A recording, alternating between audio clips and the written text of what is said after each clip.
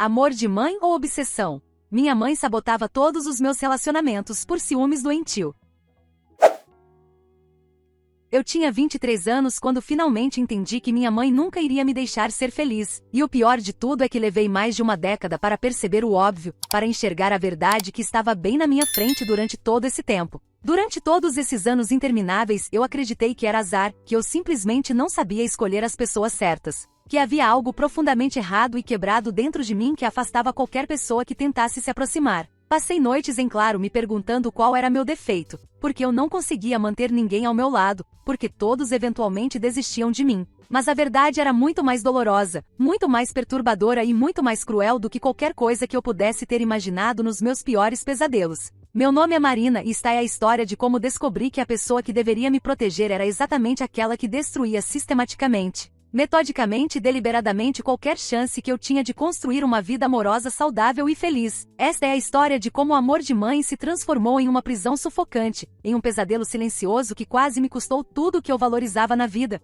incluindo minha sanidade mental, minha autoestima e minha capacidade de confiar em qualquer ser humano. Tudo começou quando eu tinha apenas 15 anos, uma adolescente ingênua e cheia de sonhos sobre o amor. Eu conheci Pedro na escola, um garoto tímido que sentava 2 fileiras à frente na aula de matemática. Ele tinha um sorriso gentil que iluminava o rosto inteiro e sempre me emprestava seus materiais quando eu esquecia os meus em casa. Levamos meses trocando olhares furtivos, sorrindo um para o outro nos corredores, sentindo aquela eletricidade no ar sempre que nos aproximávamos até que finalmente ele juntou coragem para me chamar para sair. Lembro até hoje de como minhas mãos tremiam quando ele se aproximou da minha carteira depois da aula. Lembro do suor frio nas minhas costas. Lembro da sensação de que meu coração ia explodir dentro do peito. Eu estava nas nuvens, completamente apaixonada por aquele sentimento novo e avassalador que tomava conta de cada célula do meu corpo, que fazia meu estômago dar cambalhotas e meu rosto ficar vermelho só de pensar nele. Quando contei para minha mãe naquela noite durante o jantar, esperava que ela ficasse feliz por mim, que sorrisse e me desse conselhos sobre relacionamentos,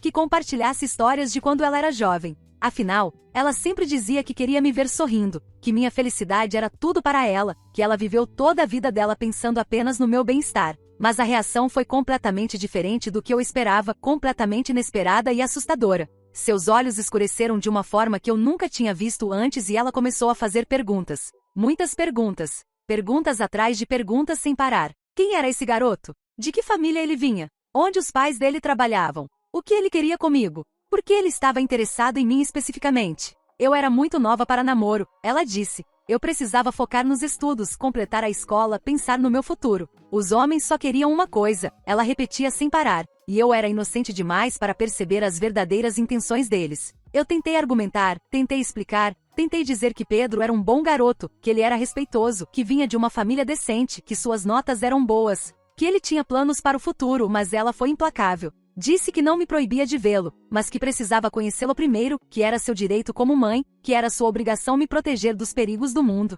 Quando Pedro veio jantar em casa na semana seguinte, vestindo sua melhor roupa e trazendo flores para minha mãe, ela foi educada na superfície, mas fria como gelo por baixo. Durante toda a refeição tensa e desconfortável, ela fez perguntas invasivas sobre a família dele, sobre seus planos futuros, sobre suas notas na escola, sobre seus hobbies, sobre seus amigos, sobre absolutamente tudo. Ela o interrogou como se fosse um criminoso, não um adolescente de 15 anos apaixonado. Pedro saiu da nossa casa visivelmente desconfortável, suando e pálido, mas me garantiu que estava tudo bem, que entendia que mães eram protetoras, que ele não se importava porque gostava muito de mim. Nas semanas seguintes, minha mãe começou uma campanha sutil mas absolutamente devastadora contra Pedro. Ela mencionava casualmente durante o café da manhã que viu Pedro conversando com outra garota na praça no dia anterior, e que eles pareciam muito íntimos. Dizia que tinha ouvido boatos de colegas de trabalho cujos filhos estudavam na mesma escola de que ele não era tão estudioso quanto parecia, que na verdade ele colava nas provas, que ele fumava escondido atrás da escola, que ele já tinha namorado várias garotas antes de mim. Plantava sementes de dúvida em minha mente adolescente e profundamente insegura, dia após dia, comentário após comentário, mentira após mentira. E funcionou perfeitamente. Comecei a observar Pedro com outros olhos, a questionar cada conversa que ele tinha com outras garotas, a me perguntar se ele realmente gostava de mim ou se eu era apenas mais uma na lista. Quando Pedro tentou me beijar pela primeira vez, debaixo de uma árvore no parque depois da escola, eu o afastei bruscamente. Terminei com ele 2 semanas depois, com lágrimas escorrendo pelo meu rosto, completamente convencida de que ele não era bom o suficiente para mim. De que minha mãe estava certa, de que ele eventualmente iria me machucar. Vi Pedro chorando quando terminei com ele, vi suas lágrimas genuínas, vi a confusão e a dor em seus olhos. Ouvi sua voz quebrando quando ele me perguntou o que tinha feito de errado, mas minha mãe me consolou naquela noite dizendo que eu havia tomado a decisão certa, a decisão madura, que ela sabia o que era melhor para mim porque tinha experiência de vida, que ninguém no mundo me amara como ela me amava com um amor puro e desinteressado.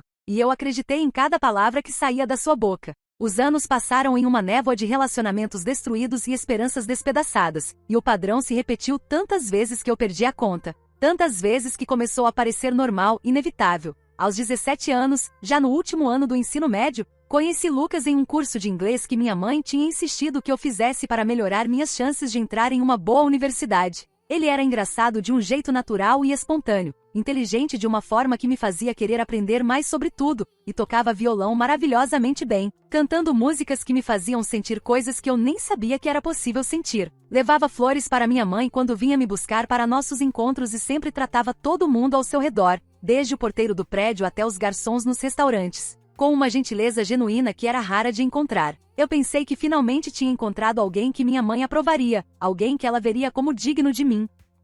Mas minha mãe descobriu através de uma amiga dela que conhecia a família de Lucas que os pais dele eram divorciados há 5 anos, e começou novamente toda a campanha insidiosa de destruição. Dizia durante o jantar que filho de pais separados tinha traumas profundos e não resolvidos, que não sabia o que era um relacionamento saudável porque nunca viu um exemplo em casa, que provavelmente me trairia exatamente como o pai dele traiu a mãe dele porque essas coisas eram genéticas, passavam de geração em geração. Dizia que homens de famílias desestruturadas não sabiam se comprometer, não sabiam ser fiéis, não sabiam amar de verdade. Mostrava-me artigos de internet sobre como o divórcio dos pais afeta os filhos, estatísticas sobre filhos de divorciados que se tornam adultos problemáticos, histórias de terror sobre relacionamentos que terminaram mal porque um dos parceiros vinha de família separada. Terminei com Lucas depois de 4 meses de namoro maravilhoso, no dia do aniversário dele, enquanto ele segurava um bolo que tinha feito especialmente para nossa comemoração, porque minha mãe me convenceu de que eu estava perdendo meu tempo com alguém que nunca seria capaz de me dar a estabilidade que eu merecia.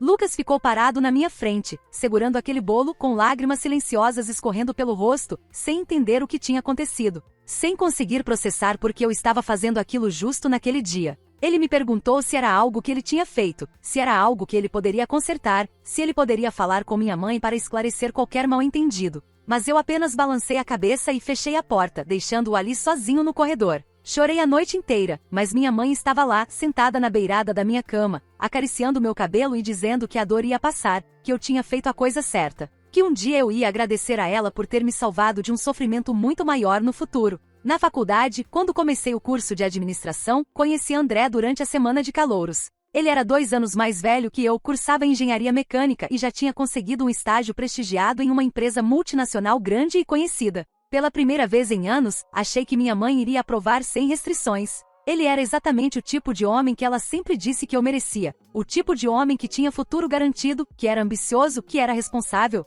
que vinha de uma boa família com valores tradicionais. André era gentil, atencioso, me levava para conhecer lugares novos, apresentou-me aos pais dele que me receberam com carinho genuíno. Falava abertamente sobre planos futuros que incluíam casamento e filhos. Eu estava apaixonada e, pela primeira vez, otimista sobre o futuro do relacionamento. Mas quando minha mãe descobriu através de conversas casuais comigo que André morava sozinho em um apartamento pequeno perto da universidade, a história mudou completamente de rumo. Ela começou a insinuar coisas terríveis, a plantar ideias perturbadoras na minha cabeça. Dizia que ele só queria me levar para o apartamento dele para se aproveitar de mim sexualmente. Que homem que mora sozinho não presta porque está acostumado com liberdade demais e nunca iria querer compromisso sério de verdade. Que provavelmente ele levava várias garotas diferentes para lá e eu era apenas mais uma na rotação. Dizia que ela conhecia histórias de amigas cujas filhas se envolveram com homens que moravam sozinhos e todas terminaram grávidas e abandonadas. Todas terminaram com o coração partido e a vida destruída.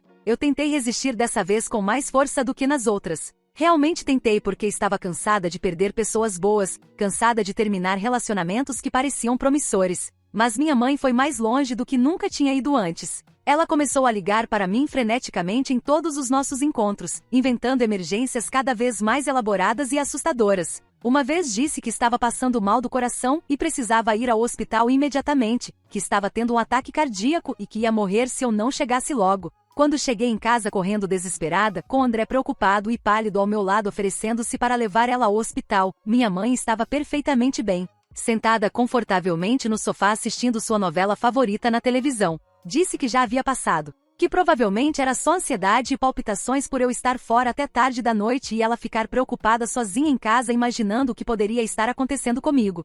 André aguentou firme por 6 meses longos e exaustivos antes de finalmente desistir de lutar contra o que ele chamou de tsunami emocional. Na última conversa devastadora que tivemos, sentados no banco de uma praça enquanto o sol se punha e tingindo o céu de laranja e rosa, ele segurou minhas mãos e disse algo que ficou ecoando na minha cabeça por anos, que me assombrou em noites insones. Ele disse que me amava profundamente, que nunca tinha sentido por ninguém o que sentia por mim, mas que não conseguia mais competir com minha mãe pelo meu amor e atenção, que ela sempre seria mais importante para mim do que qualquer outra pessoa que entrasse na minha vida, e que ele merecia, que qualquer pessoa merecia, alguém que o colocasse em primeiro lugar pelo menos algumas vezes, alguém que fosse capaz de estabelecer limites com a família, alguém que soubesse diferenciar amor de controle. Eu chorei por semanas depois daquilo, faltei aulas, perdi peso, mal conseguia sair da cama, mas minha mãe estava sempre lá, me trazendo comida, me fazendo companhia, me consolando e dizendo que se André realmente me amasse de verdade, não teria desistido tão facilmente de nós, que amor verdadeiro luta contra qualquer obstáculo. Pause aqui por um momento e me conte uma coisa importante. De onde você está assistindo este vídeo agora? Deixe nos comentários sua cidade e seu país porque quero saber se histórias como a minha acontecem em todos os lugares do mundo ou se é algo específico da minha cultura, da minha realidade. Quero saber se existem outras Marinas por aí, outras pessoas presas nas mesmas teias invisíveis de manipulação e controle. Sua resposta é muito importante para mim e para todos que estão assistindo, porque às vezes saber que não estamos sozinhos já é metade da cura. Quando eu tinha 22 anos, depois de me formar na faculdade com um diploma que não me trouxe nenhuma alegria real, consegui meu primeiro emprego de verdade em uma agência de publicidade pequena mas promissora no centro da cidade. Foi lá, entre reuniões criativas e prazos apertados, que conheci Rafael. Ele era diretor de criação, tinha 28 anos e era absolutamente fascinante de todas as formas possíveis. Conversávamos por horas e horas sem fim sobre filmes obscuros e clássicos, livros que mudavam perspectivas, arte contemporânea e história antiga, filosofia e música. Ele me fazia rir como ninguém nunca havia feito antes, com um humor inteligente e gentil que nunca era às custas de outras pessoas. Me apresentou a um mundo de ideias e experiências que eu nem sabia que existia. Ele falava com paixão sobre seu trabalho, sobre criatividade, sobre como a publicidade podia mudar a forma como as pessoas viam o mundo. E pela primeira vez na minha vida adulta, eu senti que tinha encontrado não apenas um parceiro romântico, mas um parceiro intelectual. Alguém que me desafiava a pensar diferente, a ser melhor, a crescer.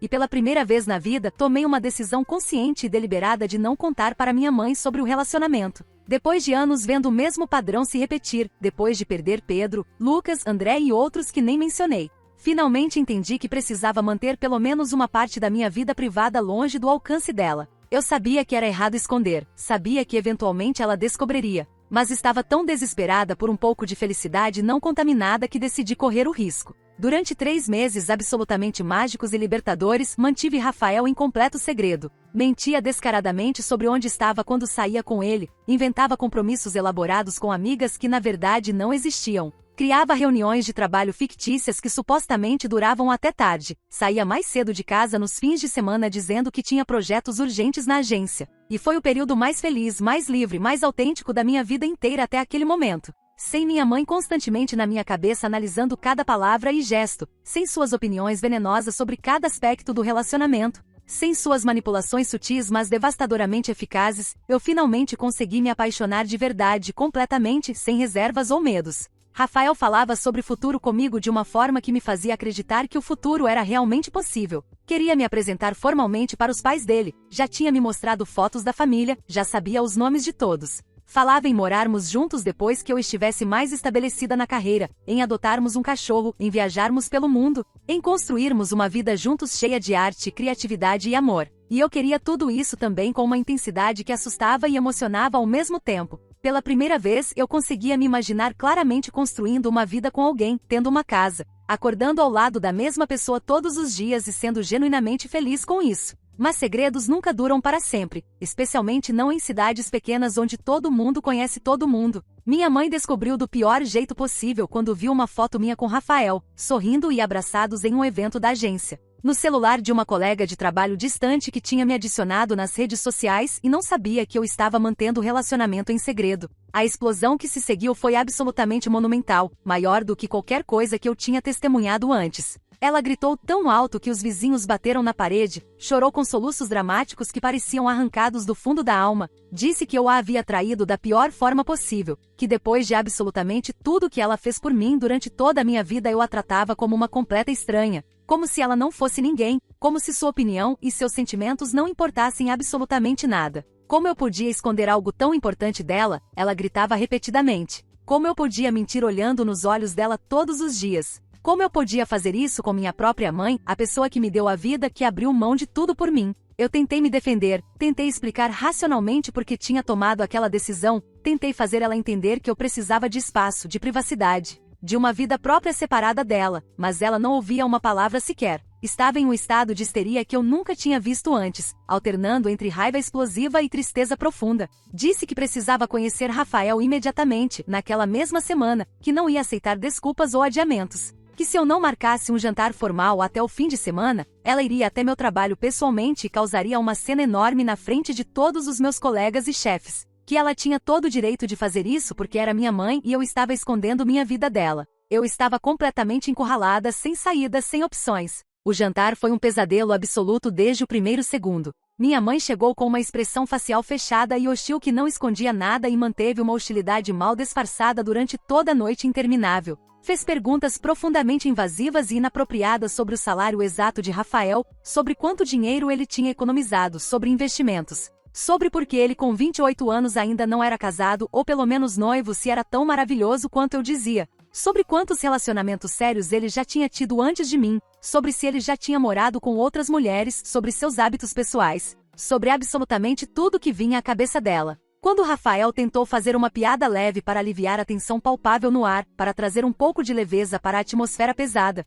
ela o cortou brutalmente com um olhar gélido que poderia congelar água e disse com voz dura que relacionamentos eram um assunto extremamente sério, não brincadeira de criança, e que ela não via nada de engraçado na situação. Depois que Rafael foi embora, visivelmente abalado e confuso, me dizendo baixinho que ligava depois, mas com uma expressão no rosto que deixava claro que ele estava questionando seriamente tudo, ela começou. Disse que ele era velho demais para mim, que 6 anos de diferença na nossa idade era enorme e problemático. Que homem com essa diferença de idade significativa só queria uma garota mais nova e impressionável para manipular e controlar com mais facilidade. Que eu era ingênua demais, burra demais para perceber, mas ela com sua experiência de vida via claramente as verdadeiras intenções dele por trás da fachada charmosa. Que chefes ou superiores que se relacionam com funcionárias mais jovens e inexperientes estão sempre abusando de uma posição de poder. Que era basicamente assédio disfarçado de romance, que ele provavelmente fazia isso com todas as estagiárias e assistentes bonitas que entravam na agência. E então ela fez algo que até hoje, anos depois, me deixa completamente sem ar e com o coração apertado quando lembro. Ela começou a chorar de uma forma que eu nunca tinha visto antes. Não era choro de raiva ou frustração, era choro de desespero profundo e visceral. Era choro de alguém que está perdendo tudo. Ela disse entre soluços que estava perdendo a filha, que eu era absolutamente tudo que ela tinha no mundo inteiro. Que desde que meu pai nos abandonou covardemente quando eu era apenas um bebê de colo, ela dedicou literalmente cada segundo de cada dia da vida dela inteira para me criar da melhor forma possível. Disse que abriu mão de absolutamente tudo por mim, de seus sonhos, de suas ambições, de sua carreira promissora, de suas próprias chances de felicidade. Que ela nunca mais se relacionou com ninguém, nunca mais permitiu que um homem entrasse na vida dela, porque eu era sua prioridade absoluta e única. Porque ela não queria que nenhum padrasto me machucasse ou me fizesse sentir menos amada. E agora eu estava jogando tudo isso fora, todo esse sacrifício imenso, por causa de um homem que eu mal conhecia, que tinha entrado na minha vida há apenas alguns meses.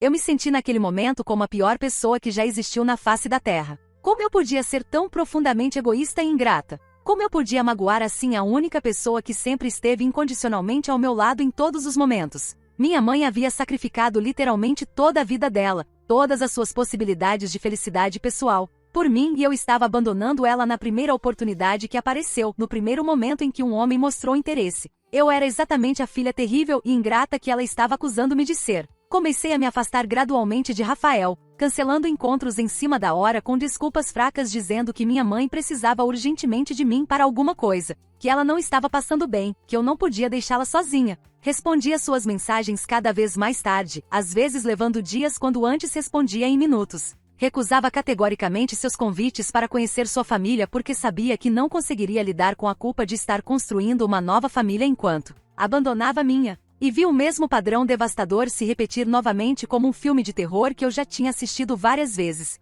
Vi a confusão crescente em seus olhos a cada encontro, a mágoa se acumulando, a frustração aumentando até se tornar insuportável. Vi ele tentando entender o que estava acontecendo, tentando conversar, tentando salvar o que tínhamos. Até que um dia, depois de eu cancelar nossos planos pela 5ª vez consecutiva, ele simplesmente parou de tentar, parou de ligar, parou de mandar mensagens. E eu não tinha coragem nem de culpá-lo porque eu sabia que era exatamente isso que eu estava fazendo, afastando de propósito, repetindo o padrão que tinha se tornado tão familiar. Eu estava completamente destruída por dentro, sentindo como se tivesse perdido algo precioso e insubstituível que nunca mais iria encontrar. Mas minha mãe estava lá como sempre. Sempre lá. Dizendo que era para melhor, que eu iria encontrar alguém que realmente me merecesse de verdade, que valorizasse não só a mim mas também minha família. Que entendesse que o amor de mãe vem antes de qualquer outro amor, que aceitasse que ela sempre seria a pessoa mais importante na minha vida. E eu acreditava porque era tudo que eu conhecia, porque era o que tinha ouvido durante toda a minha vida. Mas algo fundamental tinha mudado dentro de mim dessa vez. Alguma coisa tinha quebrado ou talvez finalmente acordado. Pela primeira vez em toda a minha vida, comecei realmente a questionar, a analisar, a olhar para trás com olhos mais críticos e menos condescendentes. Comecei a olhar para todos os relacionamentos que tinha tido e ver o padrão óbvio que estava lá o tempo todo, gritante. Impossível de ignorar uma vez que você realmente prestava atenção. Pedro, Lucas, André, Rafael. Todos eles eram pessoas genuinamente boas e decentes, pessoas que gostavam verdadeiramente de mim, que me tratavam com respeito e carinho, que tinham planos de futuro que me incluíam. E todos eles foram embora pela exatamente mesma razão. Não porque não me amassem ou porque tivessem encontrado alguém melhor, mas porque minha mãe não permitiu, porque ela sabotou cada um desses relacionamentos de forma sistemática e deliberada. E a realização dessa verdade foi como levar um soco no estômago. Comecei a prestar atenção real em coisas que antes eu simplesmente ignorava ou racionalizava como normais. Como minha mãe ficava visivelmente de mau humor, ranzinza e distante sempre que eu mencionava que ia sair com amigas para um café ou cinema. Como ela sempre tinha uma crise súbita de saúde ou emocional justo quando eu estava me divertindo, quando estava rindo, quando estava feliz. Como ela fazia comentários sutis mas corrosivos sobre meu peso toda vez que eu comia alguma coisa que ela considerava engordativa. Sobre minhas roupas quando eu usava algo que ela achava muito revelador ou muito na moda. Sobre minha maquiagem quando eu tentava experimentar algo diferente do usual. Sempre cuidadosamente disfarçados de preocupação maternal genuína. Como ela controlava não só cada aspecto significativo da minha vida mas também cada detalhe minúsculo. Desde exatamente o que eu comia no café da manhã até com quem eu conversava online, quanto tempo eu passava no telefone, que sites eu visitava. E então, em uma sessão de terapia que comecei a fazer escondido dela porque sabia que ela nunca aprovaria e tentaria me convencer de que terapia era perda de tempo e dinheiro, minha psicóloga disse algo que literalmente mudou tudo, que virou meu mundo de cabeça para baixo. Ela me perguntou calmamente, depois de eu ter passado 40 minutos desabafando sobre meu último relacionamento falhado, se eu já tinha ouvido falar no conceito de mãe emocionalmente incestuosa. Eu não entendi absolutamente nada no começo e até fiquei ofendida. Não havia nada sexual na relação com minha mãe, nada inapropriado nesse sentido específico, nada que se parecesse minimamente com abuso sexual. Mas ela pacientemente explicou que não era sobre sexo de forma alguma, que o termo era sobre dinâmica emocional, não física. Era sobre como minha mãe me tratava emocionalmente não como uma filha, mas como um substituto para um parceiro romântico. Como se eu existisse para preencher o vazio emocional que ela sentia desde que meu pai foi embora. Como ela era extremamente possessiva do meu tempo e atenção, ciumenta de qualquer pessoa que entrasse na minha vida, controladora de cada decisão que eu tomava. Como ela não conseguia absolutamente suportar a ideia de dividir meu amor e lealdade com qualquer outra pessoa. Especialmente não com um parceiro romântico que eventualmente me tiraria dela. Foi como se alguém tivesse acendido todas as luzes de uma vez em um quarto que tinha estado completamente escuro durante toda a minha vida. De repente, absolutamente tudo fazia sentido perfeito. Todas as peças do quebra-cabeça confuso se encaixaram e formaram uma imagem clara e perturbadora. Minha mãe não estava me protegendo de homens perigosos ou relacionamentos ruins como ela sempre afirmava. Ela estava deliberadamente me mantendo prisioneira emocional, dependente dela. Solteira e disponível apenas e exclusivamente para atender às necessidades emocionais dela. Ela não queria genuinamente o melhor para mim como uma mãe deveria querer. Ela queria me manter só para ela, isolada, sem outras conexões significativas, sem possibilidade de criar minha própria família e vida. Quando finalmente juntei coragem e confrontei minha mãe com essa percepção devastadora, ela negou tudo com uma veemência violenta que assustou. Ficou vermelha de raiva, gritou que eu estava sendo manipulada pela terapeuta, que psicólogos modernos colocam ideias absurdas e perigosas na cabeça das pessoas, especialmente das mulheres jovens e influenciáveis, que eles fazem isso para ganhar dinheiro destruindo famílias. Chorou novamente com aquele choro dramático e desesperado, dizendo que não podia acreditar que eu estava a acusando de coisas tão horríveis e ofensivas depois de absolutamente tudo que ela fez por mim durante toda a minha existência. Usou todas as mesmas táticas emocionais de sempre, o mesmo manual de manipulação que tinha funcionado perfeitamente durante 23 anos. Mas dessa vez, pela primeira vez na minha vida inteira, eu vi através de todas elas. Vi a manipulação, vi o controle, vi o medo dela de me perder, vi tudo com uma clareza cristalina que era simultaneamente libertadora e aterrorizante. Naquela noite, sozinha no meu quarto, tomei a decisão mais difícil e mais importante da minha vida. Decidi que precisava me mudar, que precisava colocar distância física real entre nós, porque distância emocional claramente não estava funcionando. Precisava sair daquela casa, daquele ambiente tóxico, daquela dinâmica doentia que estava me sufocando lentamente. Comecei a procurar apartamentos em segredo, usando o computador do trabalho durante a hora do almoço, encontrando-me com corretores dizendo para minha mãe que eram reuniões de trabalho. Encontrei um apartamento minúsculo de um quarto do outro lado da cidade. Longe o suficiente para ter meu espaço, mas não tão longe que parecesse que eu estava fugindo do país. Era caro demais para meu salário, o banheiro tinha mofo e a cozinha mal cabia uma pessoa, mas era meu. Seria meu espaço, minha liberdade e minha vida. Levei 3 semanas juntando coragem para executar o plano. 3 semanas de ansiedade paralisante, de ataques de pânico no meio da noite, de quase desistir uma dúzia de vezes. Mas finalmente, em um sábado de manhã, quando minha mãe tinha saído para o mercado, peguei 2 malas grandes com minhas roupas essenciais, meus documentos importantes, alguns livros e objetos pessoais que significavam algo para mim, e saí.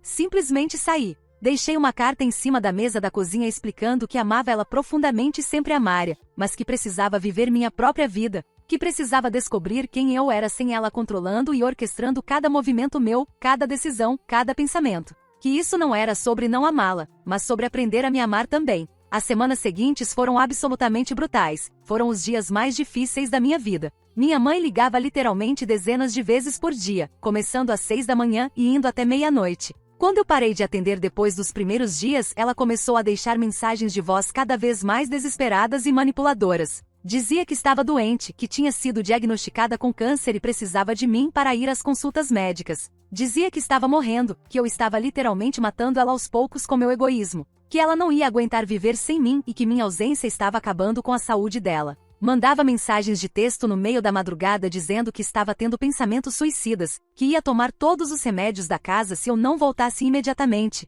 que minha ausência era tão dolorosa que ela preferia morrer. Apareceu no meu trabalho 3 vezes nas 2 primeiras semanas, causando cenas dramáticas na recepção, chorando alto, implorando para que eu voltasse para casa, dizendo na frente dos meus colegas que eu tinha abandonado minha mãe doente sozinha. Ligou para todas as minhas amigas próximas e até para conhecidos distantes dizendo que eu estava tendo um colapso nervoso severo, que eu não estava bem mentalmente, que eu precisava de ajuda profissional urgente, que elas precisavam me convencer a voltar para casa onde eu estaria segura. Tentou absolutamente tudo que estava ao alcance dela para me fazer voltar, para quebrar minha resistência. Mas eu resisti com uma força que nem sabia que tinha dentro de mim, e pela primeira vez em toda a minha vida, comecei realmente a respirar ar puro. Comecei a acordar de manhã sem aquele peso esmagador no peito, sem ter que planejar cuidadosamente cada palavra que ia dizer durante o dia para não desagradar minha mãe. Comecei a descobrir quem eu realmente era sem alguém me dizendo constantemente o tempo todo o que pensar, o que sentir, o que fazer, como agir, como me vestir, como falar. Comecei a entender finalmente que amor de verdade, amor genuíno e saudável, não controla cada aspecto da vida da outra pessoa. Amor de verdade não manipula emocionalmente. Amor de verdade não usa culpa como ferramenta de controle. Amor de verdade não sufoca, não aprisiona, não destrói relacionamentos. Amor de verdade liberta, encoraja, apoia, celebra conquistas e felicidade. Levei quase 1 ano inteiro de terapia intensiva 2 vezes por semana para começar a me recuperar emocionalmente do trauma de 23 anos de manipulação e controle. 1 ano de muito choro, de raiva acumulada finalmente saindo de luto profundo. Porque no fim das contas eu estava de luto pela mãe que nunca tive, pela mãe que eu sempre sonhei ter. Estava de luto pela infância e adolescência que perdi, pelos relacionamentos que foram destruídos, pelos anos desperdiçados sendo prisioneira. Pela mãe que deveria ter me incentivado a voar alto e explorar o mundo, não cortado minhas asas sistematicamente. Pela mãe que deveria ter ficado genuinamente feliz vendo eu feliz, não destruído intencionalmente cada chance de felicidade que aparecia no meu caminho. Pela mãe que deveria ter me ensinado que eu era forte e capaz, não que eu era fraca e precisava dela para absolutamente tudo. Minha terapeuta me ajudou a entender coisas fundamentais que mudaram completamente minha perspectiva. Ela me explicou que não era minha culpa, que crianças são programadas biologicamente para confiar nos pais, para acreditar que os pais querem o melhor para elas. Que eu não tinha como saber que o comportamento da minha mãe não era normal, não era saudável, não era amor verdadeiro. Ela me ajudou a processar a raiva imensa que eu sentia, a culpa devastadora por estar com raiva da minha própria mãe, a tristeza profunda por tudo que perdi.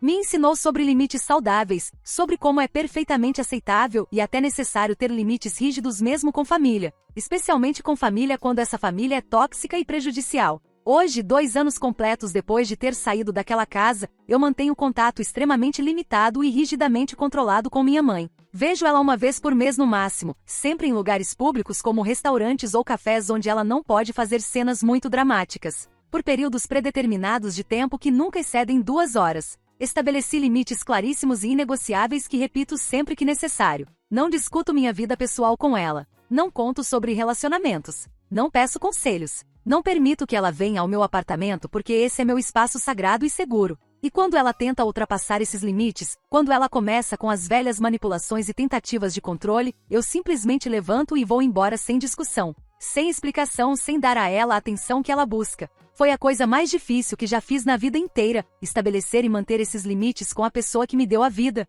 mas também foi a mais absolutamente necessária para minha sobrevivência emocional e mental. E sabe o mais incrível e inesperado de tudo? 6 meses depois de me mudar, quando finalmente estava começando a me sentir como uma pessoa inteira de novo, conheci Daniel em um evento de networking profissional. E pela primeira vez em toda a minha vida adulta, consegui ter um relacionamento genuinamente saudável, equilibrado e feliz, porque finalmente eu estava saudável o suficiente para reconhecer e aceitar um relacionamento saudável. Daniel conhece toda a minha história porque eu contei tudo para ele logo no início, sem esconder nada, sem ter vergonha. E ele não fugiu correndo como eu meio que esperava. Ele entende completamente meus limites e nunca, nem uma única vez, me pressiona a mudá-los. Ele nunca tenta me controlar ou me manipular ou me fazer sentir culpada por ter necessidades próprias e individuais.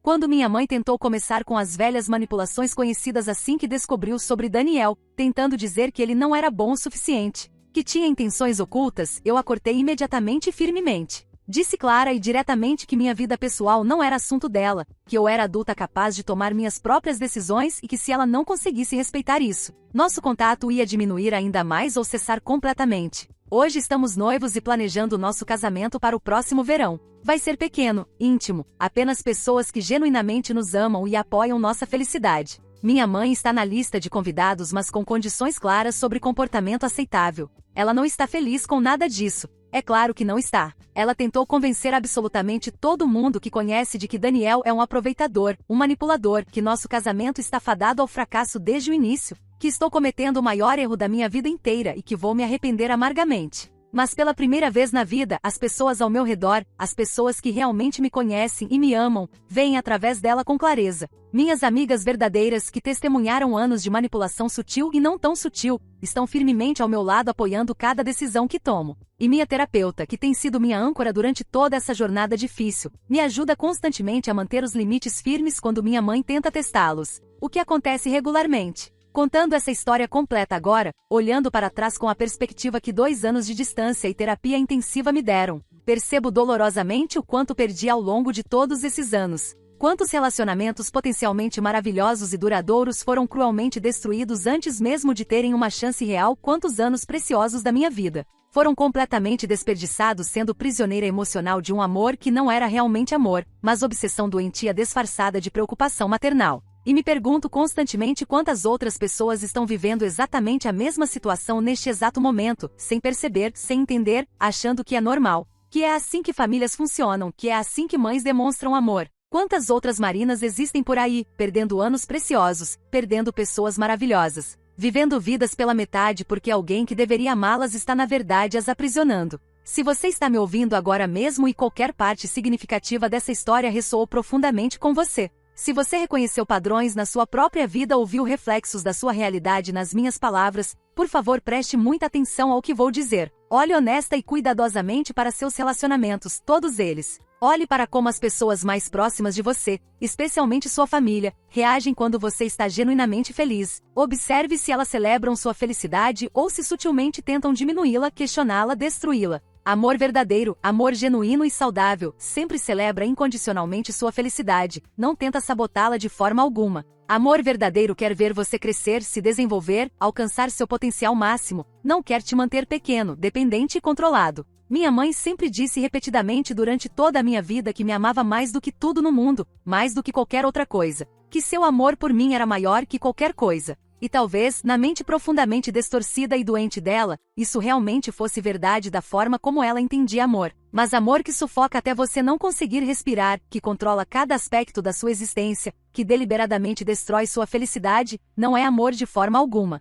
É prisão emocional. É abuso psicológico. É manipulação cruel. E eu passei 23 anos longos e dolorosos presa nessa prisão invisível antes de finalmente encontrar a coragem desesperada de fugir e reconstruir minha vida do zero. Hoje eu sei com absoluta certeza que merecia todos aqueles relacionamentos que perdi tão injustamente. Merecia ser amada sinceramente por Pedro com seu sorriso gentil, por Lucas com seu violão e seu coração enorme, por André com seus planos de futuro, por Rafael com suas conversas fascinantes. E sinto profundamente no fundo da alma por não ter sido forte o suficiente na época para proteger o que tínhamos juntos, para lutar contra a manipulação, para escolher minha própria felicidade. Mas também sei intelectualmente, mesmo que emocionalmente ainda doa, que não era minha culpa. Eu era apenas uma garota tentando desesperadamente agradar a mãe, acreditando cegamente que ela sabia o que era melhor para mim, porque é isso que filhos fazem. É isso que somos ensinados a fazer. Levei tempo dolorosamente longo demais para finalmente entender a verdade fundamental de que a única pessoa que realmente sabe o que é melhor para mim, que entende minhas necessidades e desejos verdadeiros, sou eu mesma. Esta história que compartilhei com vocês hoje não tem um final feliz tradicional de conto de fadas. Não há reconciliação mágica e emocionante com minha mãe onde ela finalmente entende tudo, pede desculpas sinceramente e nos abraçamos chorando enquanto música instrumental toca ao fundo. Não há momento cinematográfico em que ela finalmente percebe o mal que causou e se compromete genuinamente a mudar. A realidade é que pessoas com esse tipo de comportamento manipulador e controlador profundamente enraizado raramente mudam de verdade. Mudança real requer reconhecer que há um problema, assumir responsabilidade pelos próprios atos e fazer trabalho terapêutico difícil e doloroso. E minha mãe não está disposta a fazer nada disso porque, na cabeça dela, ela não fez absolutamente nada errado. Mas tem um final feliz de outro tipo, um tipo diferente mas igualmente valioso. O final feliz de finalmente me libertar dessa prisão emocional que durou mais de 2 décadas, de recuperar minha vida e minha autonomia, de finalmente poder amar e ser amada de forma saudável e completa sem interferências tóxicas.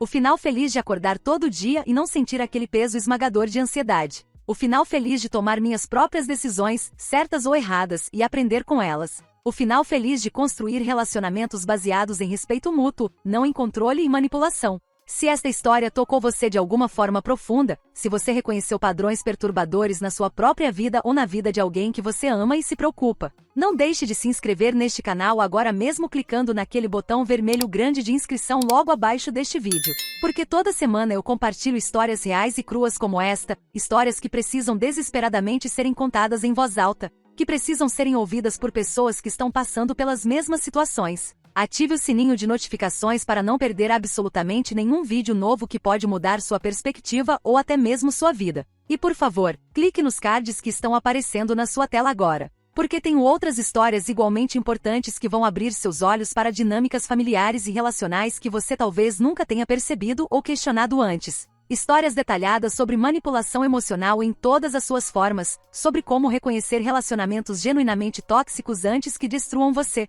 sobre como estabelecer e manter limites saudáveis mesmo quando é extremamente difícil. Deixe também seu comentário sincero logo abaixo contando se você já viveu algo remotamente parecido com minha história ou se conhece alguém próximo que está passando por isso. Neste momento, sua história pessoal, por mais dolorosa que seja, pode ser exatamente o que outra pessoa precisa ouvir para ter coragem de mudar sua situação. Não subestime jamais o poder imenso do seu testemunho.